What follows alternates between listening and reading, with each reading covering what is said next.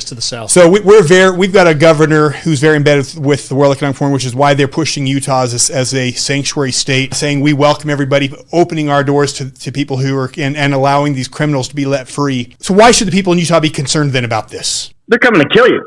They're not coming to take votes. A lot of people are like, hey, these guys are coming to bring Democrat votes. They don't care about that. This is way beyond that, right? This is a literal genocide unfolding. And in all of world history, there has never been a civilization that has so opened its doors to another civilization that is openly hostile to it. So this is unprecedented, what's happening. Your ancestors of Europe, and I describe it in my books because I write about history, fought tooth and nail to prevent Islam from entering and conquering Europe.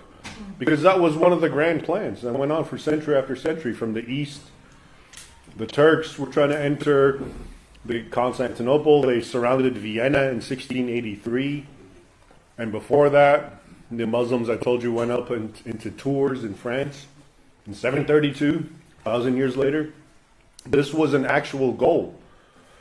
And now Western Europe is saying, oh, none of that matters. It was a misunderstanding. Come on in.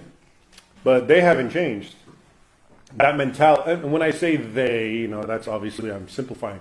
The mentality that I've described is part of Islam. It's an Islamic concept.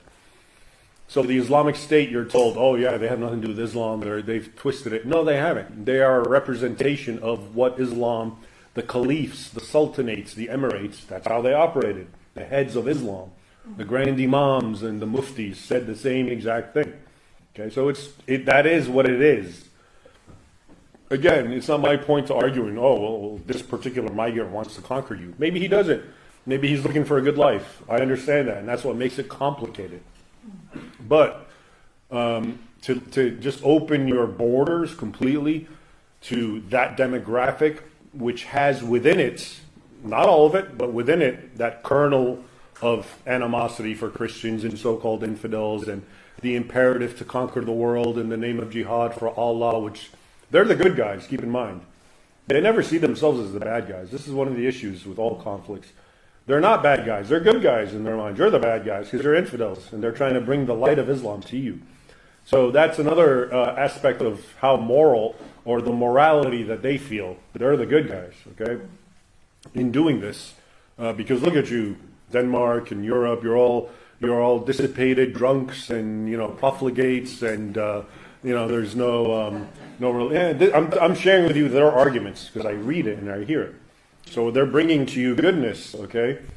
But before, your ancestors, because I guess they had their own social order and their own goodness, and it was called Christianity, were able to fight it.